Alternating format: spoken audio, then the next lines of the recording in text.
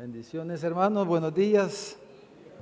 Qué lindo, hermano. Vamos a abrir nuestras Biblias en la segunda carta a los Corintios esta mañana, hermanos, en el capítulo 11. La segunda carta a los Corintios en el capítulo 11. Nuestro texto va a ser del versículo 1 al versículo 4. Y vamos a titular a este mensaje, hermanos, Camino al matrimonio. Ese es el título. Dice un modelo bíblico para orientar a nuestros hijos. Vamos a través de este mensaje, hermanos, queremos considerar esta mañana, dijéramos, el proceso bíblico, los principios bíblicos a través de los cuales debemos orientar a nuestros hijos, a nuestros jóvenes, para que se preparen para el matrimonio y busquen una pareja, ¿verdad? Y cómo debe de ser ese proceso. Vamos a ver estos principios basados aquí en los versículos 1 al 4 de la segunda carta a los Corintios, donde se nos presenta el modelo de cómo una iglesia fue fundada.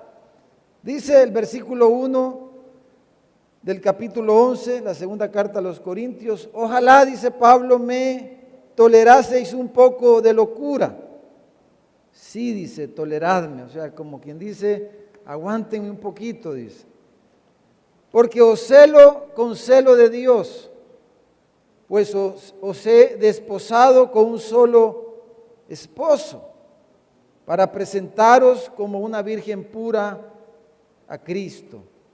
Pero temo, dice, que como la serpiente con su astucia engañó a Eva, vuestros sentidos sean de alguna manera extraviados de la sincera fidelidad a Cristo. Porque si viene alguno predicando a otro Jesús que el que os hemos predicado, o si recibís otro espíritu que el que habéis recibido, u otro evangelio, dice, que el que habéis aceptado, bien lo toleráis.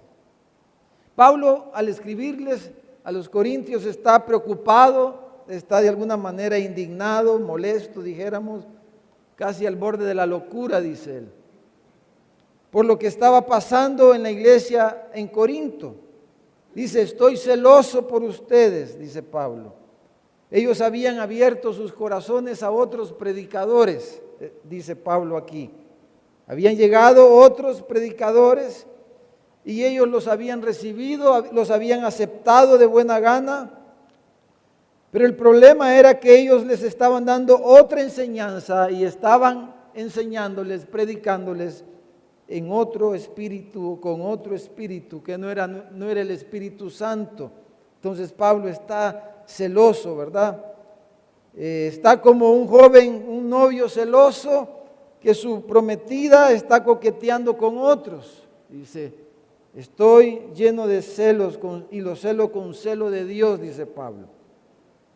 Entonces él está hablando como un loco, dice, como un insensato, como que estuviera hablando incoherencias, como cosas sin sentido y fuera de lugar. Pero él es que está desconcertado, Pablo, por lo que ellos estaban haciendo, por lo que ellos estaban tolerando. Él no comprendía cómo es que ellos le estaban dando lugar a otro Jesús, ¿verdad? Porque hay mucho Jesús, hermanos. Hay muchos que predican de Jesús, pero presentan a un Jesús distinto que el Jesús de las Escrituras. Dice, ustedes están recibiendo otro espíritu, dice. No era el Espíritu Santo con el que ellos estaban siendo ministrados. Y les dice, ustedes están recibiendo otro evangelio que el que nosotros les predicamos cuando llevamos la palabra a ustedes, les está diciendo. Entonces Pablo está usando, hermano, la figura del matrimonio para referirse al proceso a través del cual él les predicó el evangelio y ellos lo recibieron. Ellos recibieron el evangelio de cómo ellos habían creído en Jesús y cuál era su estado actual. Pablo está hablando de cuál era su estado actual, cuál era su compromiso con Jesús y qué era lo que ellos tenían por delante. Y eran las bodas, ellos se iban a casar con Jesús. Ellos ahorita, en ese momento, eran la novia, la iglesia es la novia del Cordero, ¿verdad? La iglesia era la novia, estaban comprometidos con Jesús. Y ellos se iban a casar y se esperaba de ellos que hubiera fidelidad a Jesús. Que no estuvieran coqueteando con otro Jesús, que no estuvieran recibiendo otro evangelio y que ellos estuvieran preparando para su encuentro con su amado, con su Salvador, con el Señor Jesucristo. Eso es lo que Él está diciendo. Él les está diciendo en primer lugar que Él los evangelizó, que Él llegó donde ellos, Él llevó la palabra, les predicó el evangelio y ellos lo aceptaron, ellos creyeron, lo aceptaron y recibieron de buena gana el mensaje del evangelio. Ellos creyeron, aceptaron y a eso Pablo le llaman de que ellos estaban desposados, dice. O sea que ellos estaban comprometidos con Jesús. La iglesia estaba comprometida con el Señor Jesucristo. Ellos estaban comprometidos y ellos tenían ahora como meta el matrimonio. Eso pudiéramos, ahí tenemos, dijéramos, el modelo, ¿verdad? De cómo una iglesia se funda, de cómo venimos a ser parte del pueblo de Dios. Dios manda a un predicador. En este caso era Pablo, que evangeliza, que predica. Las personas creen el evangelio, ¿verdad? Ellos habían creído, habían aceptado a Jesús, habían escuchado el evangelio, habían creído y ahora estaban esperando las bodas. Como iglesia estaban esperando las bodas con Cristo, las bodas que ellos iban a realizar cuando el Señor regrese o cuando el Señor les llamara. Entonces, hermanos, este es nuestro modelo, dijéramos. Acuérdese que el evangelio, cuando Pablo habla en Efesios del matrimonio, dice: yo hablo esto respecto a Cristo y la iglesia. Entonces, Cristo y la iglesia debería de ser para nosotros como cristianos nuestro modelo. Y es el modelo que deberíamos enseñarle a nuestros hijos. Cristo debe de ser nuestro modelo en todo.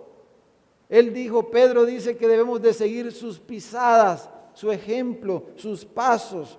Y Cristo debe de ser nuestro modelo en todo. Entonces queremos usar este modelo, hermanos, dijéramos esas 3 etapas, y aplicarlas y que nosotros las asimilemos y podamos instruir a nuestros hijos, a las nuevas generaciones, de cómo llegar al matrimonio a través de esas mismas etapas, de cómo es que ellos deben de buscar pareja, de cómo debemos instruirlos al respecto. Entonces tenemos claramente, hermanos, 2 etapas, dijéramos, previas al matrimonio, ¿verdad? Aquí le llamamos, Pablo los evangelizó, les predicó, y lo segundo, ellos creyeron, ellos se comprometieron, ellos aceptaron, ellos se desposaron, ellos vinieron a ser la iglesia de Cristo. El proverbio dice: ¿tomará el hombre fuego en su seno sin que sus vestidos ardan? ¿Andará el hombre sobre brasas sin que sus pies se quemen? Así es el que se llega a la mujer de su prójimo. No quedará impune, dice, ninguno que la tocare. Las relaciones, ¿verdad? Entre un hombre y una mujer, la relación de amor entre un hombre y una mujer, es algo, dijéramos, tan cotidiano, ¿verdad? Tan normal, dijéramos, y así debe de ser, debemos de verlo. Pero es algo que se trivializa, dijéramos, pero realmente la Biblia nos enseña que es algo muy serio y debe de ser algo que debemos hacer con mucho cuidado, como dice este proverbio que acabo de leer, porque es jugar con fuego. Entonces, yo creo, hermanos, que es muy necesario hoy día que instruyamos a nuestros hijos, no de forma dogmática, no imponiendo algunas formas humanas o experiencias que alguien ha tenido u otro ha tenido, para que ellos se encuentren pareja, se comprometan y lleguen al matrimonio. Pero más que un método exacto, lo que quiero hacer es que veamos los principios y veamos estas etapas en la vida nuestra y que debemos nosotros procurar respetar y enseñarles a ellos para que ellos caminen en los principios bíblicos de tal manera que puedan llegar al matrimonio de la mejor manera posible. Ya los que ya pasamos por esa etapa, ya no podemos retroceder el tiempo, ni podemos cambiar las cosas, pero sí podemos cambiarlas en el sentido de regresar, pero sí podemos cambiarlas para mejorar, ¿verdad? Entonces, pero que nuestros hijos puedan actuar bíblicamente y que buscar pareja para nuestros hijos, hermanos, es algo serio. Entonces, digo buscar pareja para nuestros hijos porque es una responsabilidad de nosotros los papás. Amén, hermanos.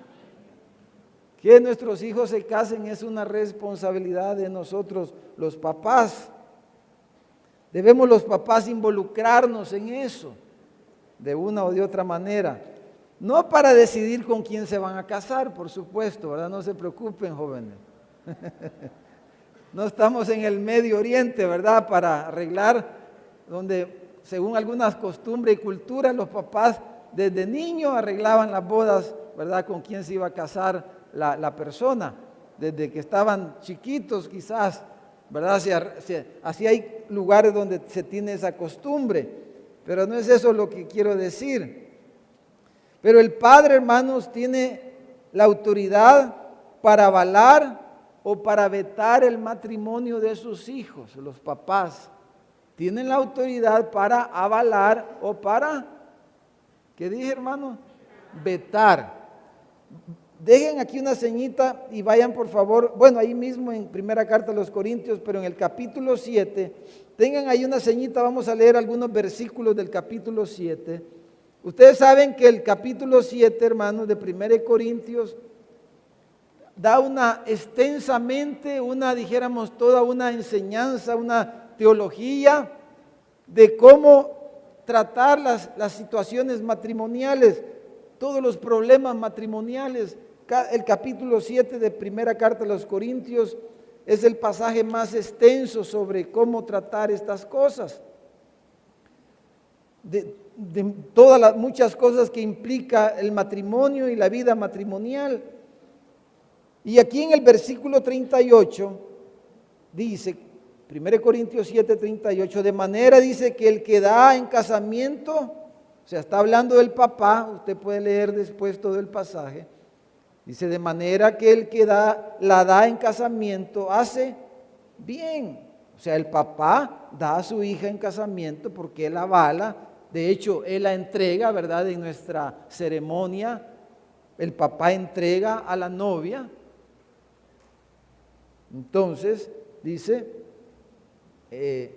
y el que no la da en casamiento hace mejor, porque él está hablando de la libertad que tiene un soltero para servir al Señor, y dice, eso es mejor para servir al Señor. El soltero no tiene que tener cuidado de las cosas de esta vida, de cómo agradar a su esposa, porque el casado debe de cuidar cómo agradar a su mujer, él vive para eso, y la casada cómo agradar a su marido.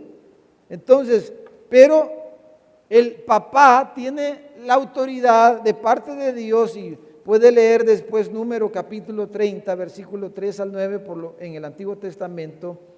Y hermanos, esto es un área en la que muchas iglesias evangélicas y por consiguiente muchas familias cristianas profesantes han sustituido, dijéramos, los principios bíblicos, el cortejo bíblico, el proceso bíblico, para que sus hijos lleguen al matrimonio supervisado por los papás, y han aceptado ciegamente prácticas paganas en esta área de tener citas recreativas y dejar a los hijos que actúen a su libre albedrío y que hagan y deshagan, y muchas veces llegamos a situaciones dolorosas, difíciles, y después nos estamos lamentando, pero que ha sido todas estas prácticas de citas recreativas, ha sido prácticas que han sido desastrosas para la familia, para la iglesia y para la sociedad.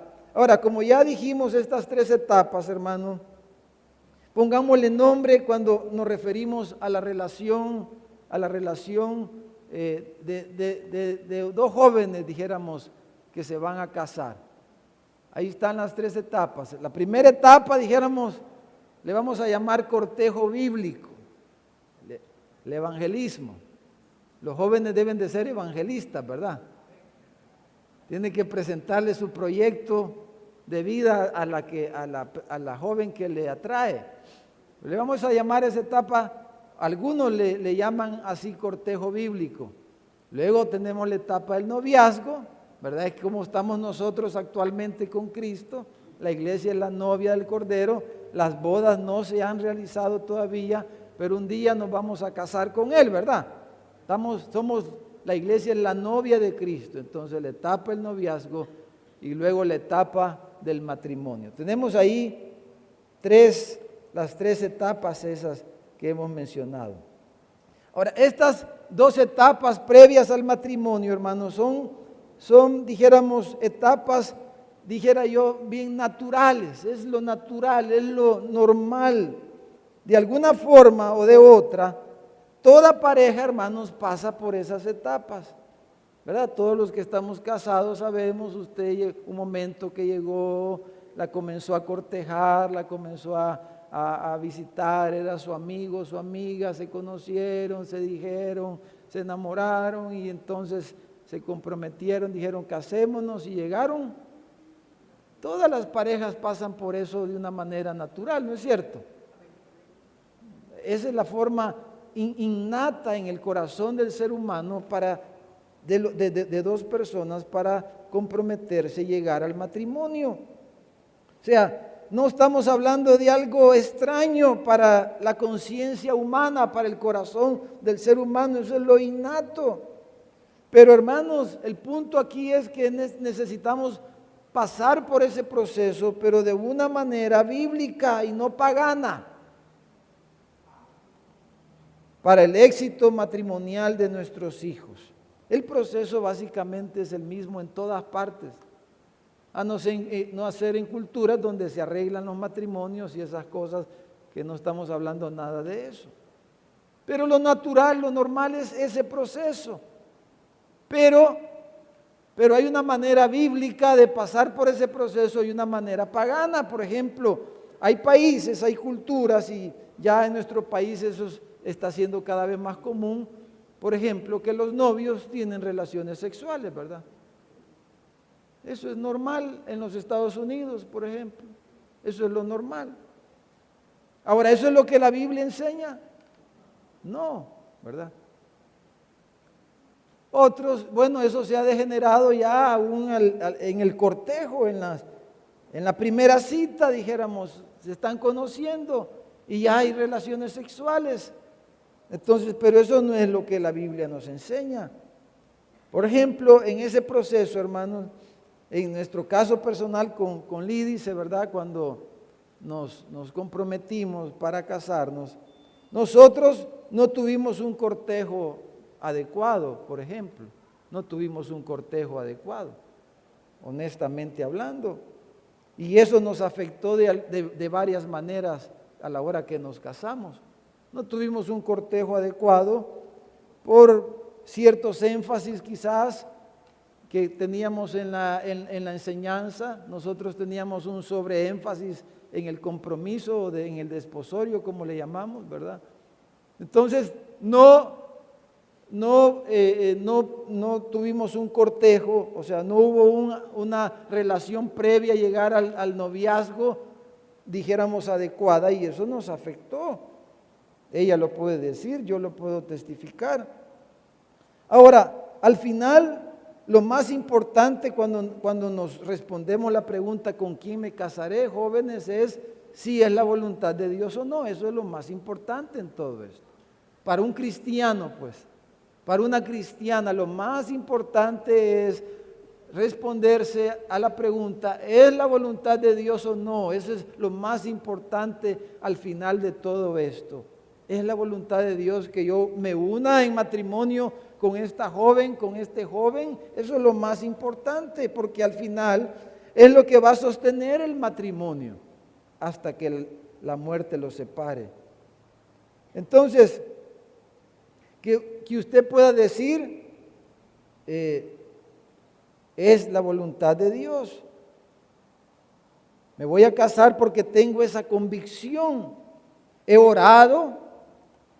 Mis papás oraron por esto desde que estaba pequeño, podrán decir algunos. Me han aconsejado, he orado, he puesto esto en las manos de Dios, he buscado el consejo de mis papás, de mis pastores, de mis líderes, etcétera. Y con todo eso tengo la convicción de que este hombre es la voluntad de Dios para mi vida, que esta mujer es la voluntad de Dios para mi vida. Eso es lo más importante. El matrimonio es algo serio. Es tan serio que no debería de ser nunca un proceso apresurado, sino algo bien pensado, ¿verdad? Por ejemplo, hermanos, el embarazo, cuando una jovencita sale embarazada, no debería de ser necesariamente eso motivo o obligación para el matrimonio. Que una joven salga embarazada no debería ser necesariamente eso una razón para que se case. Por ejemplo, imagínese que la violaron y salió embarazada, entonces la va a casar con el violador. No, ¿verdad? Entonces, estoy poniendo un ejemplo extremo. Pero que una joven salga embarazada no necesariamente quiere decir que se tenga que casar con el muchacho que la embarazó. En muchos aspectos podría ser lo mejor quizás, pero no necesariamente. Habría que ver muchos aspectos, habría que ver cada caso, pero no, el embarazo no es el motivo correcto para casarse. ¿Cuál es el motivo correcto para casarse? Dijimos ya, la voluntad de Dios. Ese es el motivo correcto para casarme, porque es la voluntad de Dios, porque así tengo esa convicción. Para un creyente, pues para un cristiano. Pero no podemos, hermanos, resolver un error con otro error, ¿verdad? No podemos resolver un error, un pecado con otro pecado. Entonces, el pacto matrimonial es algo serio y es algo sagrado y no puede ser apresurado. Entonces, ¿cómo entramos a cada una de esas etapas, hermano? Que vamos a describir un poquito. Por ejemplo, para entrar al cortejo bíblico, ya vamos a hablar más de él. Entonces dijéramos que la acción a través de la cual entra esos jóvenes al cortejo bíblico es un propósito declarado. Ya vamos a explicar qué es eso. ¿Cómo entran los jóvenes a la etapa del noviazgo? A través del compromiso, del desposorio, como le llama Pablo aquí, pero es hacer un compromiso matrimonial. A través del compromiso, entonces entramos a la etapa del noviazgo. Entonces, bíblicamente hablando, dos jóvenes son novios cuando han hecho un compromiso. Eso es bíblicamente hablando. Cuando dos jóvenes hacen un compromiso para casarse, podemos decir que son novios. Ustedes pueden llamarse novios, pero bíblicamente hablando, si no han hecho un compromiso, entonces no les pudiéramos decir que son novios. Compromiso y luego entramos al matrimonio a través de la celebración de las bodas, ¿verdad? Entonces tenemos ahí cómo entramos y cómo vamos en el proceso a través de cada una de esas etapas, cómo se inaugura, dijéramos, cada una de esas etapas. Ahora quiero hacer un paréntesis antes de hablar de las dos etapas previas especialmente. Entonces, cuando hablamos de si es la voluntad de Dios con quién me voy a casar, es bien normal, hermanos, que los que ya estamos casados, ¿verdad? Que nos casamos o nos conocimos cuando estábamos en el mundo antes de Cristo, una conclusión rápida a la que muchos llegan, ¿verdad? Creyentes, y especialmente cuando no le está yendo muy bien, es que no era la voluntad de Dios, ¿verdad? Cuando nosotros nos casamos, ni conocíamos a Dios y no era la voluntad de Dios eso. Entonces, pero no lo tomé en cuenta, pudiéramos decir, Y entonces la pregunta que normalmente viene a muchas personas es, y no sé si habrá alguien así aquí, que dice, debería de dejarlo porque esto no pudo haber sido la voluntad de Dios, mejor lo voy a dejar. Y eso es lo que pasó con los corintios. Cuando ellos se convirtieron, muchas parejas tenían dificultades en la iglesia. Y muchos de ellos estaban pensando, voy a dejar a este hombre porque ella se convirtió y él no. Él se convirtió y ella no se convirtió. Entonces ya había, dijéramos, no había unidad en ese sentido. Entonces ellos, el pensamiento lógico es decir, voy a dejar a este hombre porque yo soy creyente y él es inconverso. Ella es inconversa, yo soy creyente, decían algunos hombres. Mire lo que dice aquí en el capítulo 7. Sin embargo, hermanos, quiero decirles que la palabra de Dios no nos dice eso. Nos dice lo contrario.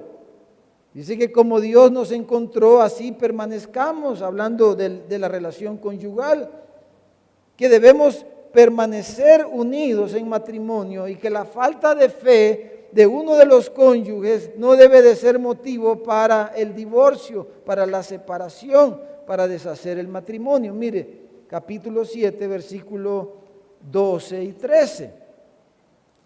7, 12 y 13. Dice a los demás, yo digo, no el Señor, dice Pablo. O sea, dice eso porque él acaba de citar palabras de Jesús literalmente, que Jesús había dicho. Esto Jesús no lo dijo literalmente, no quiere decir que es un consejo humano. Es Pablo hablando inspirado por el Espíritu Santo. Lo que Pablo está diciendo no es que es una sugerencia, sino que esto que él va a decir no lo dijo Jesús literalmente con sus palabras. Pero él está inspirado por el Espíritu Santo. Dice, si algún hermano tiene mujer que no sea creyente y ella consiente en vivir con él, no la abandone, dice. O sea, la fe no es motivo para que un hombre o una mujer deje a su cónyuge, dice. Y si una mujer tiene marido que no sea creyente y él consiente en vivir con ella, dice, no lo abandone. O sea, la fe no es motivo para que un esposo o una esposa deje a su cónyuge, lo que Pablo está diciendo. La fe no es motivo. Si no, dice el versículo 20, cada uno en el estado en que fue llamado en él se quede. O sea, y ahí pone varios ejemplos. Pero si alguien fue llamado estando casado, pues que se quede casado. Si fue llamado soltero, pues que se quede soltero. Dice que el que está casado no ande preocupado por deshacer el matrimonio, y el que está soltero, que no se apresure, que no se desespere por casarse. Eso es lo que está diciendo, que como estamos, que así estemos contentos. Amén. Eso debemos enseñarle a nuestros hijos, prepararlos para eso. El matrimonio tampoco es la solución para nada. No nos casamos para resolver algo de nuestras vidas. No nos casamos porque me siento sola, solo. Como dijo alguien, es que me siento solito, dijo. Entonces me voy a juntar con alguien porque me siento solito. Se siente solita. Eso no es motivo para casarse, para unirse con alguien. No, porque está solito, porque está solita, porque por algún motivo así. Entonces, la única causa bíblica correcta para terminar con el pacto matrimonial es la viudez, ¿verdad?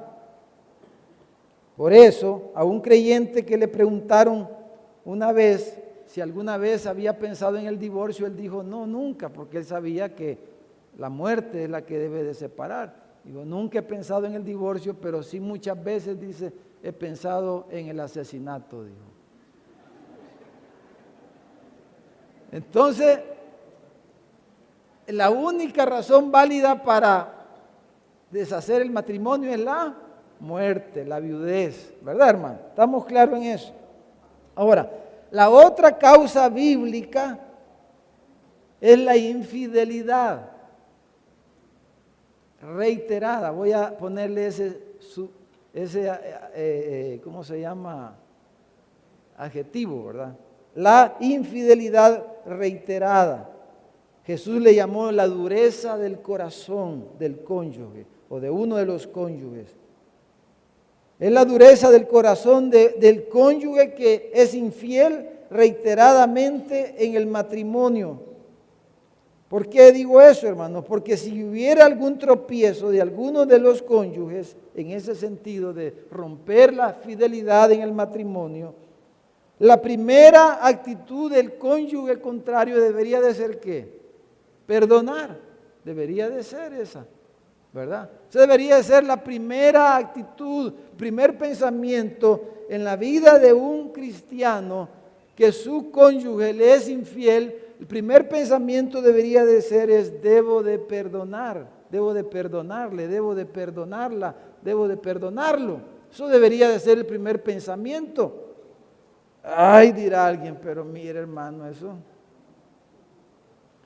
Bueno, lo que pasa en la iglesia es que, digamos, los creyentes, ¿qué dicen cuando piensan en esto? ¿Qué decimos los creyentes? ¿O qué deberíamos decir? Nunca quiero cometer adulterio, ¿verdad? Eso dice un creyente, nunca quiero cometer adulterio. Pero un incrédulo, un inconverso que está en la iglesia y conoce un poquito de la Biblia, ¿saben? No piensa así. Claro, no está regenerado. Es lo que piensa, pero conoce un poco de la Biblia y él lo que dice es, ¿cuántas veces debe de perdonarme, pastor? Diría. ¿Verdad? ¿Cuántas veces debería de perdonarlo, pastor? O debería de perdonarme mi esposa porque le he sido infiel. Y él ya tiene en mente, ¿cuántas veces? 70 veces 7, ¿verdad? Tiene ya él en mente que debería de perdonarlo.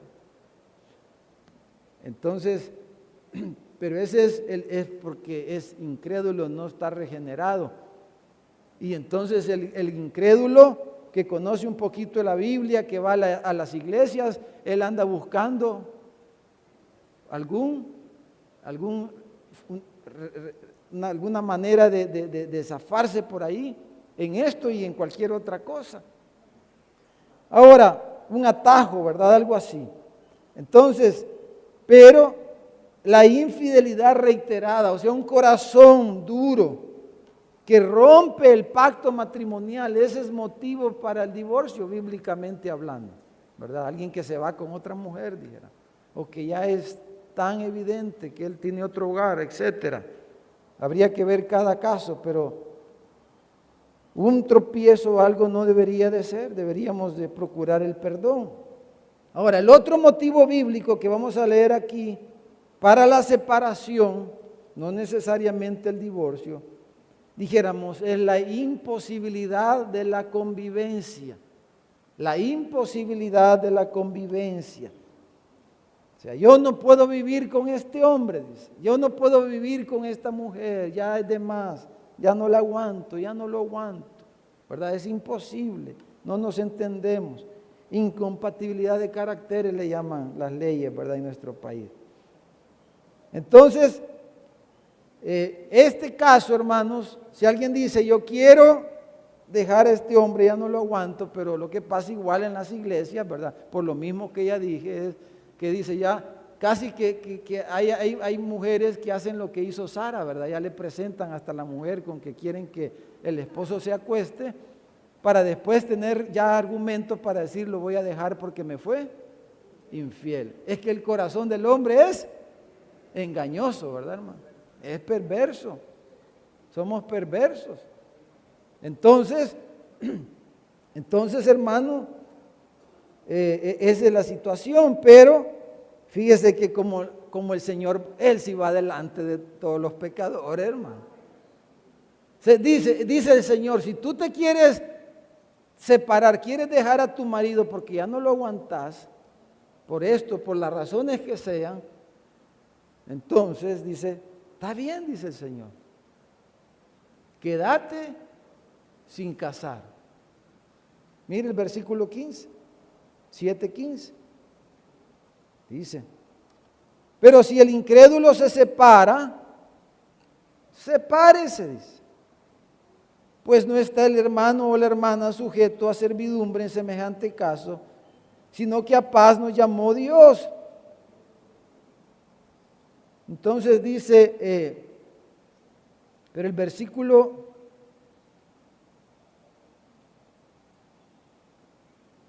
se me escapó aquí el versículo que dice, quédese sin casar.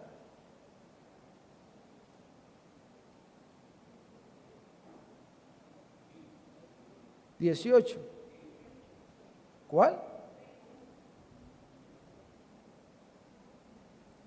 ¿Cuál dice? 20. Ah, no es ese. El 11 sí, ese creo que es. Dice, versículo 10 dice, pero gracias hermano, a los que están unidos en matrimonio, mando no yo, sino el Señor, que la mujer no se separe del marido. Eso es lo que el Señor manda, que no haya divorcio. Pero por causa del pecado, la dureza del corazón y todas las cosas que estamos diciendo, y lo que no hemos dicho además, dice, y si se separa, quédese sin casar o reconcíliese con su marido, y que el marido no abandone a su mujer. Dice, si te quieres separar por motivos no de una infidelidad, entonces dice, quédese sin casar. ¿Estamos claros, hermano? Bueno, entonces veamos un poquito. Voy a poner un cuadro ahí, hermanos, y vamos a hablar un poquito de esas etapas. El cortejo bíblico, hermanos, como ya dije, inicia con una declaración de propósito. A algunos no les gusta la palabra cortejo, porque esta palabra, hermanos, la han usado o se ha usado para referirse, por ejemplo, al apareamiento de animales, el cortejo de los animales, ¿verdad? O se usa también a veces para las acciones previas al acto o a la relación sexual. Entonces, a algunas personas no les gusta la palabra cortejo por eso, pero lo vamos a llamar de esa manera porque es la forma en que se le ha llamado a esta etapa en algunos círculos evangélicos serios, dijéramos, de gente seria, santa, iglesias sanas, le han llamado de esta manera. Por eso le vamos a llamar así. Pero sencillamente el cortejo se trata de ese proceso a través del cual un individuo desarrolla una relación, ¿verdad? Un acercamiento con la intención de establecer una relación íntima con otra persona del sexo opuesto, por supuesto. De acuerdo a la cultura, el cortejo puede ser espontáneo, puede ser formal, ¿verdad? Algunos le llaman a esta etapa también tener una amistad con propósito, le llaman algunos. Pero hermanos, quizás el principio más importante en esta etapa es lo que dice el libro de Proverbios, cuando dice el Señor, sobre toda cosa guardada, guarda tu corazón, porque de él mana la vida. En esta etapa no hay ningún compromiso. Es una amistad, son amigos. Nada la diferencia, porque un joven puede tener 100 amigos, ¿verdad? Pero ¿cuál es la diferencia entre la amistad en el cortejo que tiene un joven con alguien que con los otros 100 amigos que tiene? Bueno, que hay una declaración o una intención declarada. Dice, yo tengo la intención de evaluar, es una etapa para evaluar, voy a evaluar la posibilidad de que su hija se pueda casar conmigo. ¿Usted está de acuerdo? Pero todo esto es supervisado por los papás, ¿verdad? Debe de ser supervisado por los papás, porque ellos son los delegados de Dios, son los responsables de velar por la integridad de su hija. Y claro, los papás también del varón deben de supervisarlo a él, que no vaya a hacer cosas que no debe de hacer, ¿verdad? Entonces es una amistad con una intención de matrimonio declarada.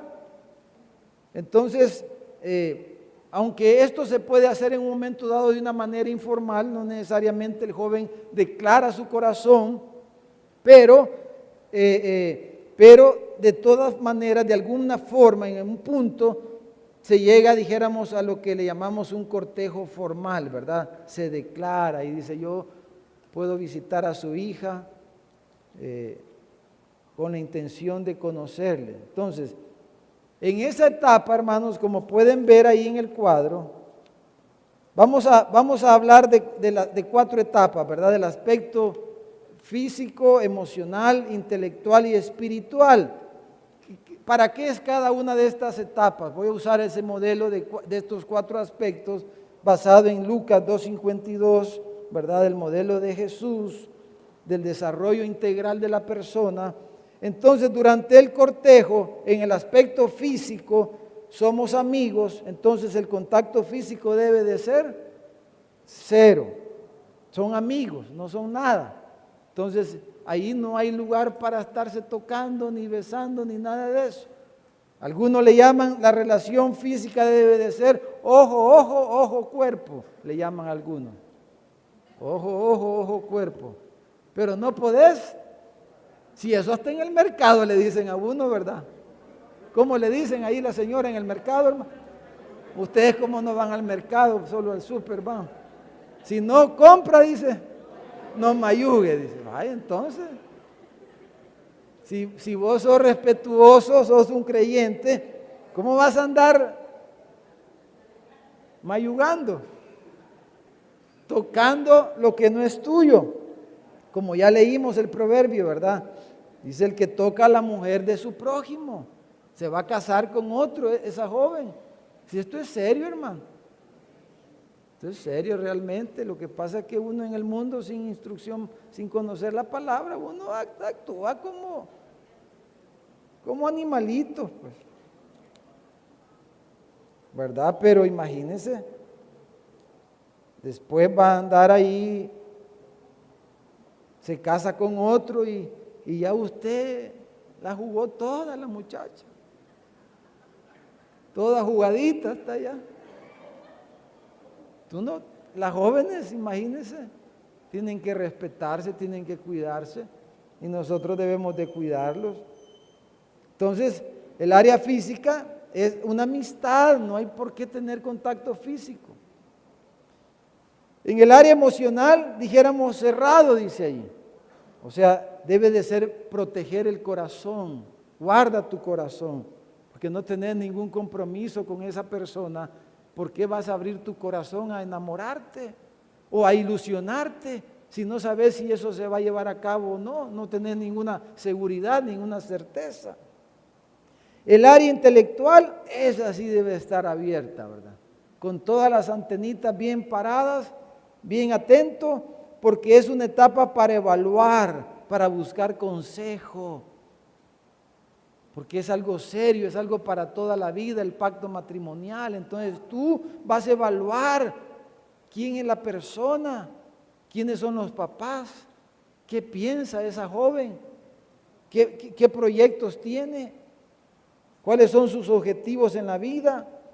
Le vas a pedir consejo a las personas que te estiman, que te quieren, si te conviene o no te conviene. Y vas a tener un corazón abierto, una mente abierta para oír consejo. Pero si ya se andan tocando y andan jugando y ya se enamoran, ya no oye consejo uno, ¿verdad, hermano? No levante la mano, pero ¿a cuánto les pasó así, hermano? Entonces el área espiritual es una etapa para orar mucho. Ahí sí, si nunca has orado, ahí sí orá, por favor. ¿Verdad? Es para orar esta etapa. ¿Para qué? Vamos a orar para buscar la voluntad de Dios y vamos a orar y vamos a buscar el asesoramiento espiritual en esta etapa. Vamos a inquirir, a buscar a Dios, a pedir consejo, papá, mamá, las personas que me quieren, mis pastores, mis líderes, etcétera, pedir consejo. Entonces, esta etapa del cortejo es para eso. Más o menos, hermano, aquí estoy dando nada más, no todos los detalles. Si alguien está en esa etapa, yo le puedo compartir un documento extenso sobre muchos principios y cosas de cada una de estas etapas, para que usted como papá, como mamá, sepa guiar a su hija, a su hijo en esta etapa. Entonces, el cortejo, hermanos, es de esa manera y no deberíamos de escandalizarlo. El problema en nuestro contexto de ciudad, de iglesia, hermano, es de que medio se le acerca alguien a otra jovencito y ya como que ya son novios. Ya los casamos nosotros. No podemos ni dejar que hablen, cuando debería ser lo más normal que nuestros hijos se relacionen entre ellos. ¿No creen, hermano? Pero ya nosotros ya estamos. ¿Y por qué la viste vos? A ver qué estás pensando, ¿verdad? Y actuamos de esa manera. Ya, y los muchachos se enojan muchas veces porque somos alcanzativos, como dicen. Entonces, esta etapa, hermanos, debe de prevalecer el raciocinio sobre las emociones. Por eso debe de evitarse abrir el corazón a la ilusión, al enamoramiento. Debe de estar sobrio. Pero alguien que ya está enamorado es como alguien borracho, hermano. Alguien enamorado ya, sí, ese ya está perdido en amor, ¿verdad? Ese ya no va a oír consejo. Todo le pueden decir, mira, no te conviene esa muchacha, y él se va a casar porque él está emborrachado, está enamorado, ya no está sobrio. Pero esto es, hay que estar sobrio, hermano. Esa evaluación debe de ser lo más profunda posible.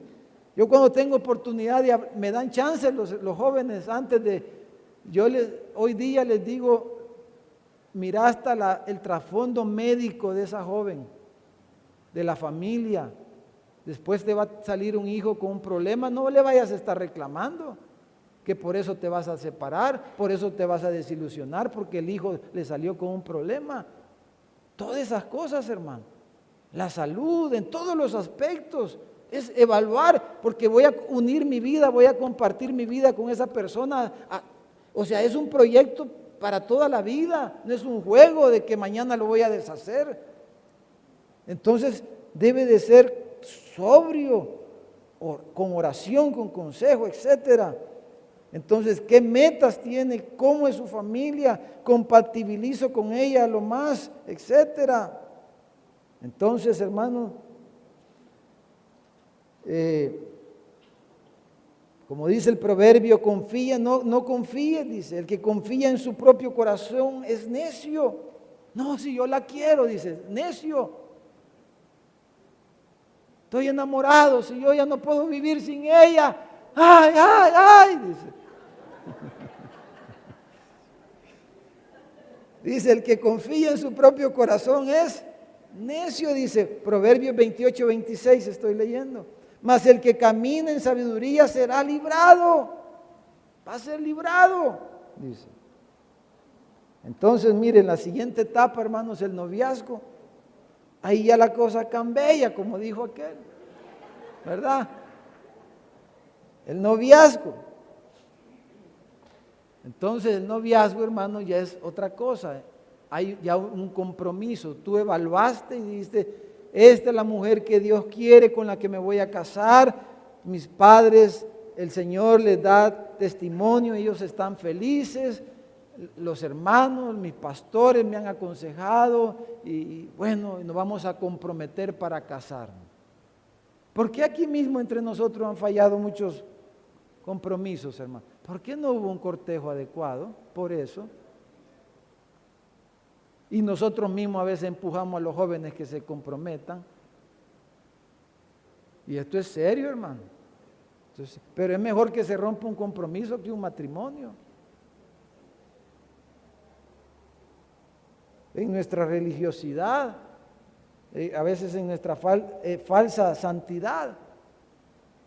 La santidad está en el corazón, no antes que en lo externo. Está en la mente, la santidad no está en lo externo. Como me contaba un día un hermano, un día de estos, me dice que se juntó por allá con una de esas evangélicas de hueso colorado, ¿verdad? Y le dijo la hermanita, ¿verdad? La hermanita le dijo, mire, le dijo esas, hablándole de las hermanas que llegan empantalonadas, perdón, hermanas, empantalonadas a la iglesia. Y entonces le dijo, mire, eso no es santidad, le dijo, de andar con pantalones, le dijo. Pero la mujer bien ungida, decía ella, bien. Y entonces dice él que ay, y hasta le tiró su chinita para la esposa de él. Y entonces dice que en eso le cayó el 5, ¿verdad? Y mire, la hermanita dice que andaba con una sufalda que no podía ni caminar. Todo se le notaba en la falda que andaba la hermanita que estaba criticando los pantalones. Era una sumaxi, pero como que no andaba nada. Todo sí, caminaba así la mujercita, ¿verdad? Como que andaba castigada. Y entonces le dijo, mire, le dijo, pero ¿y usted? Le dijo, mire, esa su falda que anda, le dijo. Todo se le nota, le dijo el hermano. Y usted está criticando. Están mejores los pantalones de aquellos que la falda que usted anda. Entonces la santidad está en el corazón, hermano. Antes, lo externo solo refleja lo que está en el corazón, claro. Entonces, pero el noviazgo, hermano, ya hay un compromiso. Somos novios porque nos vamos a casar. Y como dice Pablo aquí en nuestro texto, es la época para prepararnos. Dice Pablo en el versículo 2, los celo porque los he comprometido, los he desposado con un solo esposo, para presentarlos como una virgen pura a Cristo. Pero me temo, dice, que ustedes se extravíen, que el diablo los engañe, que vuestros sentidos sean de alguna manera extraviados de la sincera fidelidad a Cristo. Entonces el noviazgo es algo serio, viene por causa del compromiso, ¿verdad? Porque hemos pasado esta etapa del cortejo. Y entonces, hermanos, en esta etapa, el contacto físico, vamos a decir que es parcial. ¿Por qué parcial, hermano? Porque el contacto físico es total en el matrimonio. ¿Cuál es el límite bíblico para el contacto físico en el noviazgo? No fornicar. Eso es lo que la Biblia enseña. Porque la relación sexual está destinada para el matrimonio. Entonces, algunos dicen, no se deben de dar ni besos, dicen. Otros dicen solo besitos de piquito, dicen otros. Otros dicen que solo se toquen las uñas. Otro dice que solo se agarren las manos, que solo se ponga la mano en el hombro. Hermano, somos complicados, ¿verdad? Nosotros queremos poner las leyes en vez de ver la palabra. ¿Qué dice la Biblia? No forniquéis, eso es el mandamiento.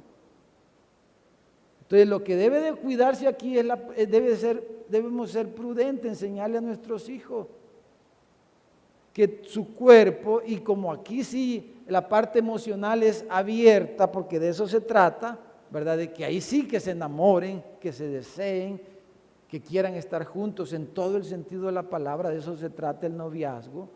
Es el preámbulo para su vida conyugal, su vida de hogar, su matrimonio, etcétera. Y ahí queremos que se enamoren y que se enamoren bien, ¿verdad? Queremos que se enamoren y que se deseen y que quieran estar juntos y que nadie los separe. Entonces, pero hay que enseñarles, ¿verdad? Lo que le llaman algunos la ley del avance. Que cuando usted le agarran la mano, después quiere que le agarren el codo. Y después que le agarran el codo, usted quiere que le agarren la cintura. Y ya no sigo. Porque ahí es como un tobogán, ¿verdad? Usted una vez llega ahí a la bajadita, nadie lo detiene. Ustedes entienden, ¿verdad, hermano? ¿Y quién nos hizo así? El diablo, hermano. Dios nos hizo así. Dios nos hizo así. Entonces hay que ser prudente, pero no podemos poner mandamientos de hombres que en esas cosas. Hay que enseñarles los principios de la prudencia y de que se conozcan ellos. Por eso los noviazgos no deben de ser muy largos tampoco. Algunos aconsejan que 2 años máximo es más que suficiente para prepararse en todos los aspectos. Entonces, en el aspecto intelectual, hermanos, es un tiempo para compartir sus ideas, sus pensamientos y tratar las diferencias entre él y ella. El tiempo del noviazgo es para eso, para unificar su manera de pensar. Y en el área espiritual, hermano, es para buscar la unidad y desarrollar un propósito compartido de vida en el Señor, ¿verdad? Cada área debe de tratarse y debe de trabajarse. ¿Por qué? Porque ya en el matrimonio, entonces ahí van a ver en lo físico relaciones sexuales. En el área emocional es la realización de la pareja en todo el sentido de la palabra. Van a ser una sola carne, ¿verdad? Y luego en el área intelectual van a crecer juntos como pareja, porque ya trataron las diferencias en el noviazgo. Ahora van a crecer juntos y en el área espiritual van a servir al propósito de Dios para desarrollar una descendencia, dejar un legado y cumplir el propósito del Señor, servir al Señor como hogar, como matrimonio. Entonces, hermanos, la Biblia dice, hagan morir lo terrenal en ustedes, fornicación, impureza, pasiones desordenadas, malos deseos. Entonces, este proceso, hermanos, debe de haber un crecimiento en la relación en todos estos aspectos, un progreso en la intimidad durante el noviazgo, ¿verdad? Entonces, hermanos, concluyendo esta mañana, por si hay alguien, quiero regresar a nuestra introducción de cómo Pablo les llevó el evangelio a los corintios. Él les predicó la palabra, les llevó el evangelio y ellos creyeron. Y por haber creído en el Señor Jesucristo, haberlo recibido, haberlo creído en Él, ellos vinieron a ser la iglesia del Señor. Y lo que les esperaba en el futuro era que se iban a unir con Cristo. Y es lo que nos espera, ¿verdad? Nos vamos a unir con Cristo para toda la eternidad. Solo estas personas se van a unir con Cristo cuando Él regrese, cuando Él venga por su pueblo. Solo aquellos que han creído y le han recibido y se han comprometido con Él. Yo no sé si esta mañana hay alguien entre nosotros que no le ha entregado su vida a Cristo. Yo quisiera que oráramos. Si hubiera alguien que diga, yo quiero entregarle, yo creo en el Señor, yo lo acepto como mi Salvador y yo quiero caminar con Él, ¿no? en mi vida y en la eternidad, vivir con Él para siempre, en su cielo, en su casa, en su mansión. Pero tenemos primero que creer el evangelio, recibirlo en el corazón. Y si usted está aquí esta mañana y no le ha entregado su vida a Jesús, esta es una linda oportunidad para que usted le entregue su vida al Señor Jesucristo. Pero nosotros, hermanos, que ya somos creyentes, que el Señor, hermanos, nos ayude a cada uno para guiar, para aconsejar. Cada uno de nosotros algunos tenemos hijos, tenemos acceso, nietos, sobrinos, jóvenes que a veces andan todos desorientados en la misma iglesia, que no los estamos orientando adecuadamente. Y hay una pugna, ¿verdad? Los jóvenes no quieren oír nuestros consejos porque a veces decimos cosas que se salen de la palabra, hermano. Son nuestras ideas que hemos creado por una u otra razón, pero no son los principios de la palabra de Dios y nos volvemos dogmáticos y hasta les caemos mal a veces a los jóvenes, no nos quieren prestar atención cuando les podemos dar una palabra sabia que les ayude a ellos a que les vaya bien, porque tanta situación que vemos hoy día, ¿verdad, hermano? Así que queremos orar. ¿Qué tal si oramos? Vamos a orar por los jóvenes solteros especialmente esta mañana. ¿Qué les parece? Y vamos a orar por si hay alguien que no le ha entregado su vida al Señor. Vamos a orar por él también o por ella. Vamos a inclinar nuestro rostro. Padre, en el nombre de Jesús,